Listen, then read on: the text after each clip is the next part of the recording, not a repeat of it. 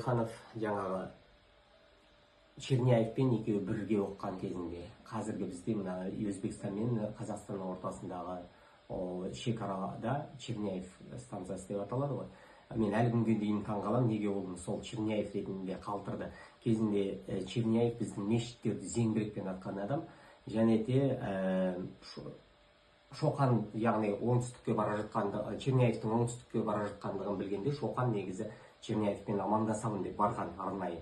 Сол кезде арба дүниелер әкеле жатқан Черняевті көріп, мынау не деп сұраған кезде Черняевтен кітаптар деп айтқан Черняев. Содан біреуін баратта жаңа Шоқан Уалиханов ашып бақ қалса, зеңбірек болып табылады.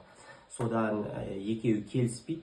Содан кейін барып Шоқан Уалихан жаңағы ауылына қайрадан қайтып кетеді. Ауылына да қайтпайды, жаңағы нағашыларына кетті деп айтылады.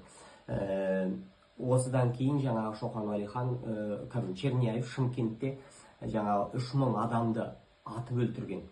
Осындай адамға біз жаңағы шекарада әлі атын сақтап отыр.